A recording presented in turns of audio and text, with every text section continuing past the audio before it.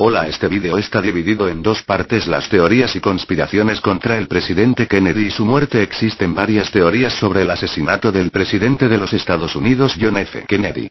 Estas teorías se generaron poco tiempo después de la muerte de Kennedy, y han continuado surgiendo desde entonces. Muchas de estas teorías proponen una conspiración la cual envolvería a organizaciones tales como el Sistema de Reserva Federal, la Agencia Central de Inteligencia, CIA, la KGB, la mafia, al director de la Oficina Federal de Investigación, FBI, J. Edgar Hoover, al vicepresidente Lyndon B. Johnson y Richard Nixon, incluyendo intereses del ejército y del gobierno de los Estados Unidos, así como también la organización masónica. Trasfondo. En 1964, la Comisión Warren concluyó que no había evidencias persuasivas que indicaran que Lee Harvey Oswald estaba involucrado en una conspiración para asesinar al presidente. Casi de inmediato, críticos comenzaron a cuestionar las conclusiones oficiales de la comisión y escribieron libros atacando tanto a la comisión como a sus conclusiones. Entre ellos estaba Mark Lane, un abogado que brevemente representó a la madre de Oswald, y quien escribió el libro Apresuramiento para juzgar, Rush to Judgment, crítico con la comisión Warren. En las décadas siguientes, grupos independientes y dedicados de investigadores han ido publicando, literalmente, docenas de libros de diferentes, exponiendo a veces contradictorias teorías. En 1967, el fiscal de distrito de Nueva Orleans, Jim Garrison, arrestó al empresario local Clay Shaw y lo acusó de ser parte de una conspiración para matar a Kennedy. Shaw fue absuelto en menos de una hora en un juicio largo y controvertido. Las investigaciones de Garrison atrajeron a muchos investigadores del país, quienes proveyeron a Garrison de informaciones y teorías. A estos investigadores se les concedió acceso a presupuestos del fiscal de distrito. El ejemplo más notable sobre esto es el logro de Garrison respecto a la grabación Zapruder, que permitió que los miembros del jurado vieran por primera vez la cinta. Se realizaron copias en bootleg que rápidamente circularon entre la gente y fue mostrada la cinta finalmente en televisión por primera vez en 1975. En 1976, el Congreso constituyó el Comité Selecto de la Cámara sobre Asesinatos, SCA, para investigar las muertes de John F. Kennedy, su hermano Robert Kennedy y de Martin Luther King, Jr. La SCA investigó varias teorías propuestas por investigadores del asesinato, a la vez que criticaron muchas de ellas. La SCA concluyó en 1979 que Oswald fue el asesino y estaban por concluir que este había actuado solo cuando una grabación, Dictable Recording, grabada durante el asesinato apareció. Basados en más de 20 testigos que escucharon los disparos realizados frente a Kennedy y de análisis de la grabación por un grupo de expertos, el comité concluyó que había habido un cuarto disparo y por lo tanto un segundo tirador, y que Kennedy probablemente había muerto como fruto de una conspiración. Investigadores que durante años habían cuestionado los descubrimientos de la comisión Warren respecto a la existencia de un solo tirador como responsable del asesinato, y quienes habían sospechado de una conspiración, se sintieron reconocidos por el informe de la SCA. La certeza del análisis de la grabación Dictable fue cuestionada. Algunos argumentan que todos los sonidos que aparentan haber sido disparos ocurrieron cerca de un minuto después del asesinato, basándose en las interferencias escuchadas. 1. El panel de científicos del Comité del Congreso recibió un mayor apoyo sobre la existencia de una conspiración gracias a D.B. Thomas en 2001, quien concluyó, basado en mayor interferencias en el canal segundo, que era probable en un 95% que hubo un cuarto disparo. Sin embargo, tanto Thomas como la SCA asumieron que la grabación del canal segundo se refería a un intervalo temporal continuo, sin cortes. Análisis realizados por Michael Lowery indicaban que este no era el caso 1. El director Oliver Stone, en su película de 1991 JFK, basada en los descubrimientos de la SCA y en los libros escritos por Garrison y Jim Marrs, fue lo que Stone llamó una contraficción a la ficción de la comisión Warren. Esta controvertida película mostraba un extenso tema para matar al presidente y presentaba muchas de las alegaciones de Garrison como hechos. El renacido interés por el asesinato debido a la película llevó a la formación del Assassination Records Review Board, para reunir y desclasificar todas las grabaciones retenidas por el gobierno de E.U. relacionadas con el asesinato. Con el nuevo interés que generó la película de Stone, se realizaron muchos esfuerzos para refutar las teorías sobre una conspiración, tales como la de Gerald Posner en su libro Caso Cerrado, nominado a un premio Pulitzer, el documental de la ABC llamado Beyond Conspiracy, Más allá de la conspiración, presentado por Peter Jennings, y el libro de Vincent Bugliosi titulado Reclaiming History, Reclamando la historia. Todavía persisten muchas dudas sobre las conclusiones oficiales del gobierno. Una encuesta realizada por la ABC News, en 2003, demostró que un 70% de los estadounidenses respondía diciendo que sospechaban un complot en el asesinato del presidente Kennedy. Teorías: un tirador y el chofer. Una teoría no comprobada es que se basa en que el chofer ya sabría que Kennedy sería asesinado por un francotirador. El tirador habría herido al presidente en la garganta, pero el chofer, como ya todos sabían que Kennedy había sido herido, lo tuvo que matar él mismo de un solo disparo a la cabeza. Un tirador. Plaza de Aley en 2003. Howard Brennan, de 45 años de edad, mientras esperaba frente a la calle del Texas School Book Depository la caravana del presidente, se fijó en un hombre que estaba en la ventana sureste del sexto piso del depósito de libros escolares.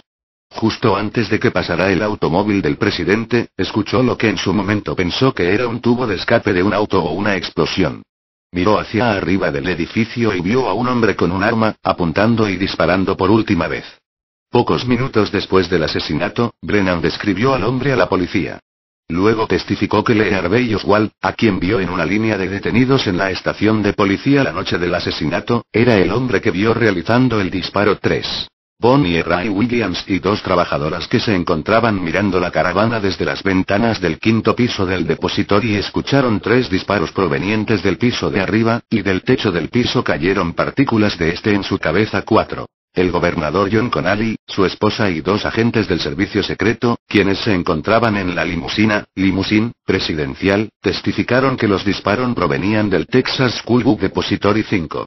Charles Ster, Emmett Hudson y Marilyn Sitzman, los únicos testigos situados en el Grassy Knoll que dieron testimonio sobre la dirección de los disparos, dijeron que estos provenían del Texas School Book Depository. 6. Marilyn Sitzman estaba parada en un muro de 1,2 metros de altura a 14 metros al este de la cerca de 1,5 metros 7, vista desde su posición.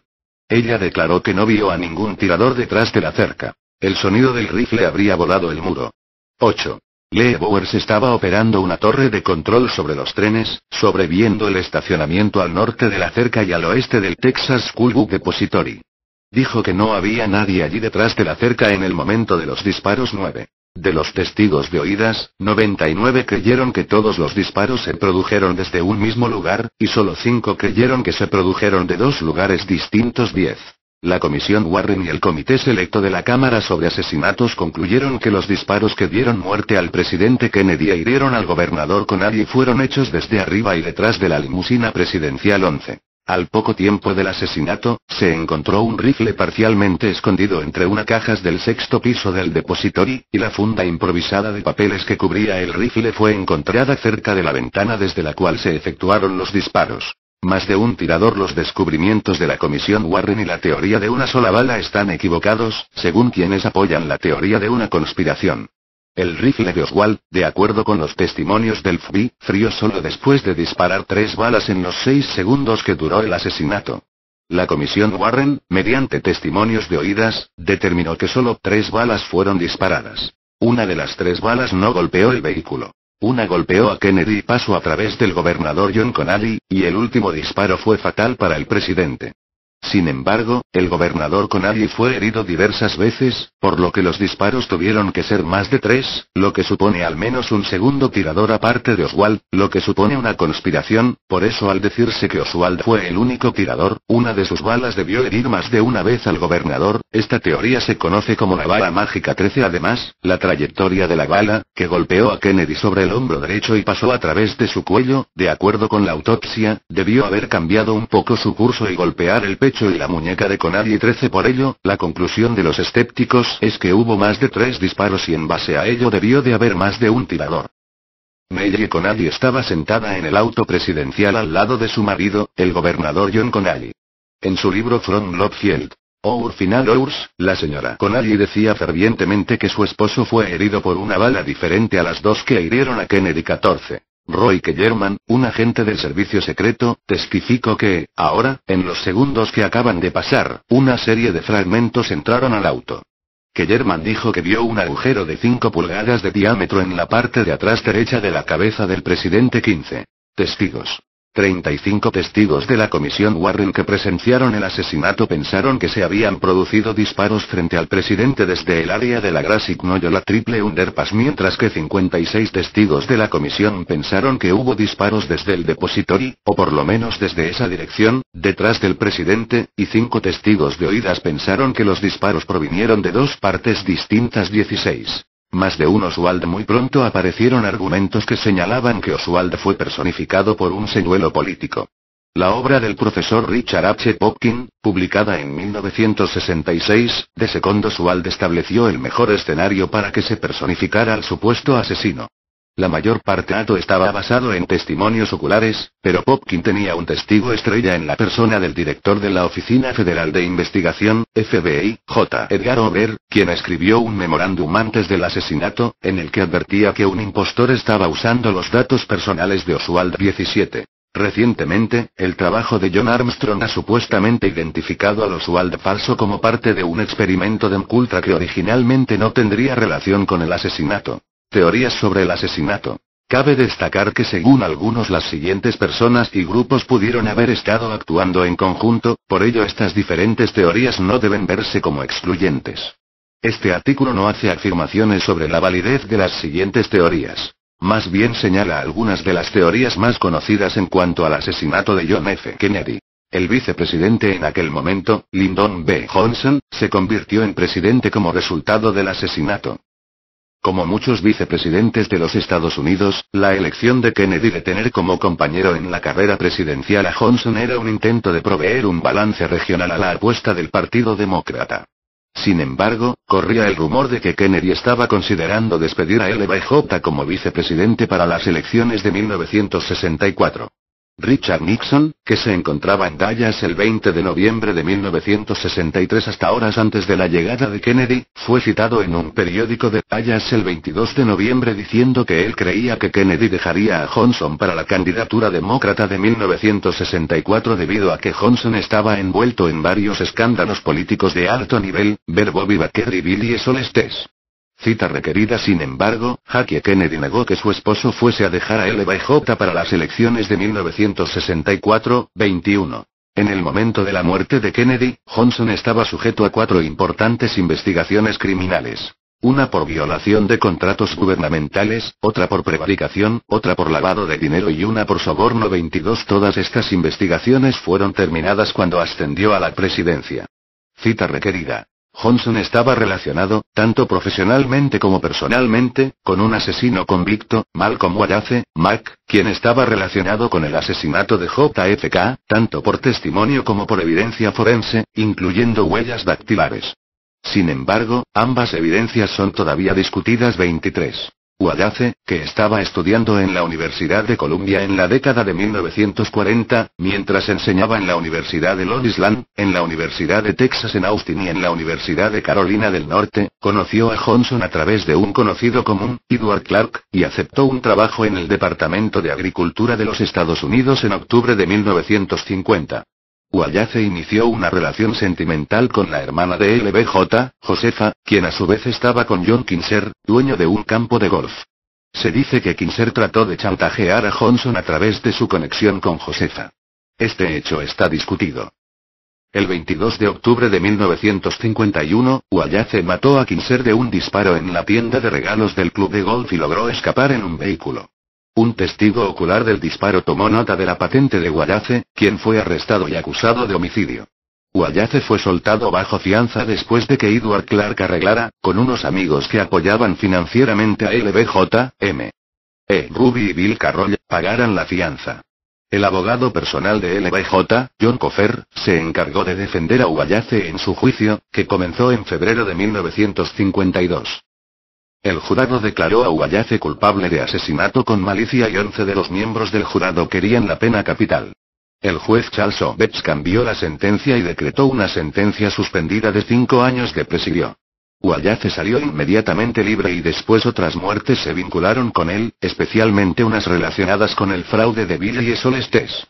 Sin embargo, 45 años después del asesinato, hay documentos que evidencian que LBJ, envidioso del poder de JFK en el Partido Demócrata, organizó un atentado y cambió el rumbo de la caravana para lograr su objetivo.